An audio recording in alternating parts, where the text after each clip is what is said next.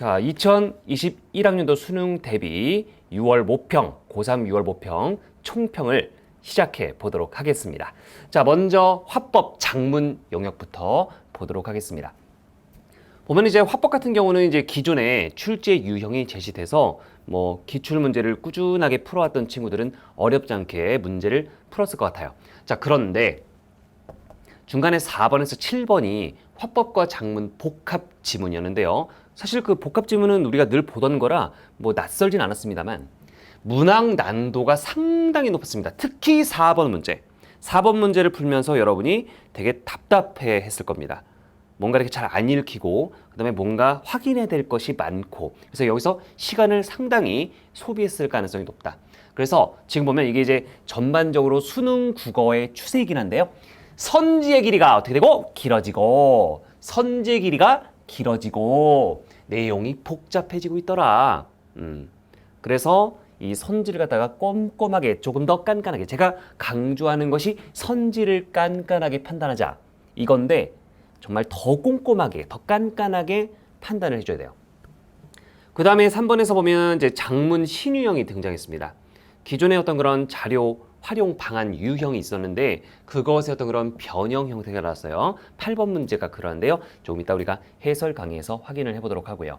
그래서 화법 작문을 보면은 전체적인 어떤 그런 난도는 약간 높아졌는데 자, 기존의 어떤 그런 출제 유형에서 변화를 주고 있더라.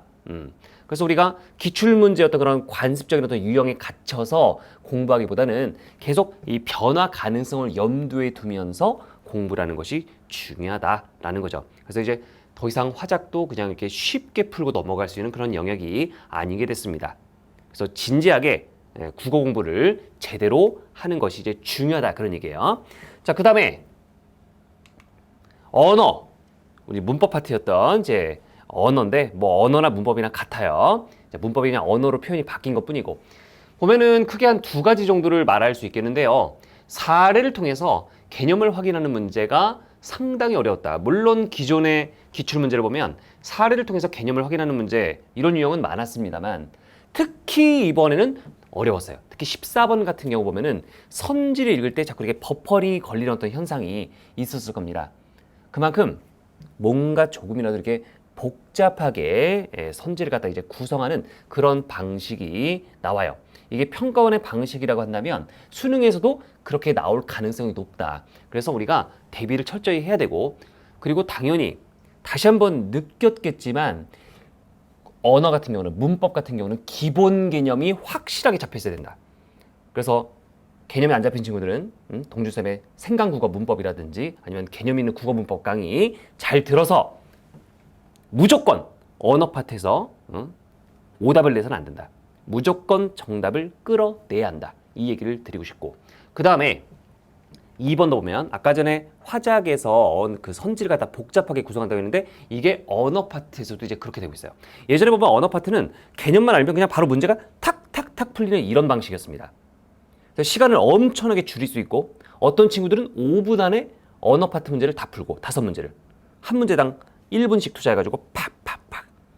그런데 지금은 그게 안 돼. 지금은 선지가 복잡하게 나오는 바람에 그렇게 짧은 시간 안에 화작언을 풀 수가 없습니다. 그래서 제가 봤을 때는 대부분 이 화법 작문 언어를 풀 때 8시 40분부터 시험이 시작하잖아요.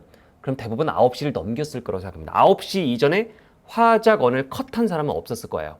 근데 그게 당연한 겁니다. 왜? 시간이 걸리게끔 문제가 세팅돼 있어요.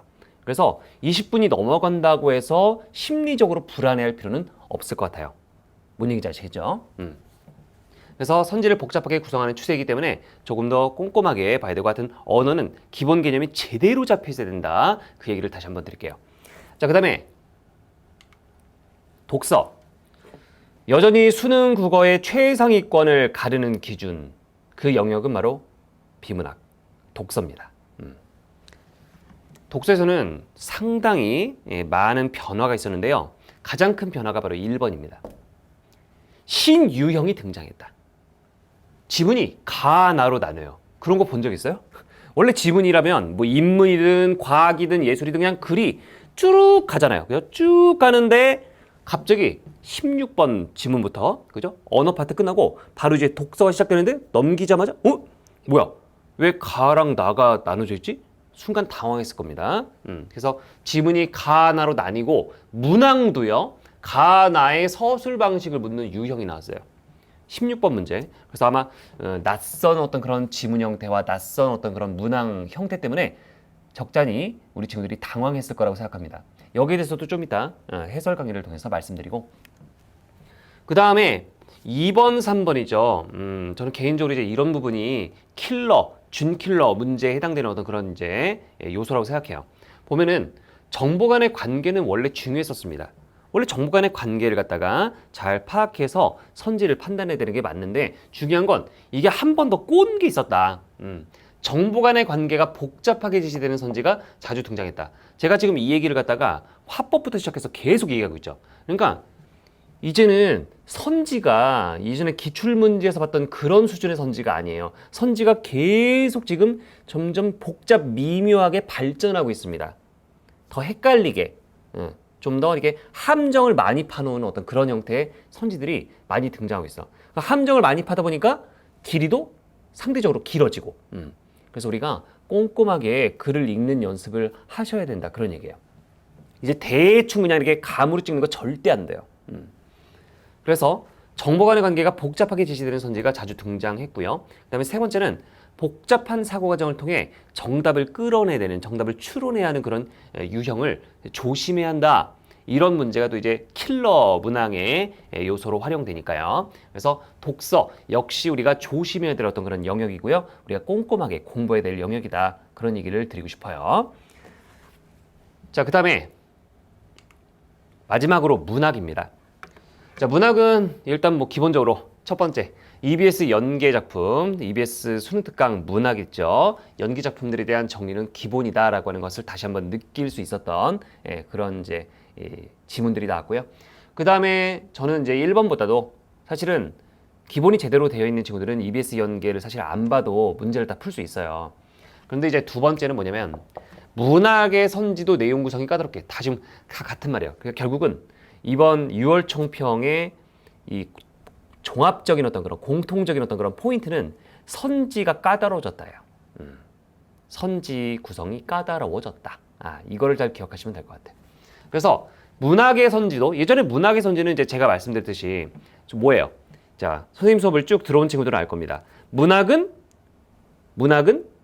작품보다 논리, 그죠? 작품보다 선지의 논리 따지는 거, 헛소리 지우기. 그 다음에 독서 부분은 예측 독해법.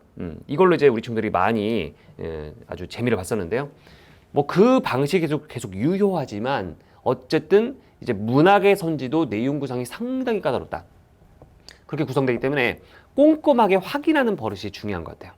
시간이 좀 걸리더라도 너무 당황하지 말고 꼼꼼하게 확인해야 돼. 특히 몇 번 문제냐면 37번 문제 같은 거. 좀 이따가 해설 강의에서 확인할 겁니다. 그래서 일단 꼼꼼하게 확인해야 된다라고 하는 것이 되게 중요하고요. 그리고 이제 안타깝게도 문학이 약간 뒷부분에 이제 배치가 되잖아요. 그러다 보니까 앞에서 시간을 너무 많이 써가지고 뒤에 지금 시간이 얼마 안 남았는데 10시가 다 돼가는데 지금 마음이 급해가지고 이 문학 뒷부분을 제대로 확인하지 못하고 선지를 제대로 확인하지 못하고 시험을 마치는 경우가 상당히 많았다. 저도 이제 이번에 고3 감독을 들어갔었는데요. 고3 국어 감독을 들어갔었는데 보니까 시간에 쫓기는 친구들이 상당히 많았다. 공부를 평소에 잘하는 친구들도 그랬다.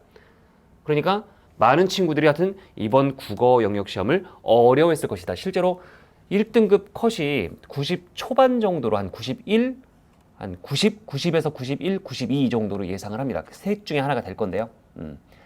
그 얘기는 무슨 얘기냐? 국어 1등급 컷이 90대 초반이라고 하는 얘기는 국어 시험이 어려웠다는 얘기입니다.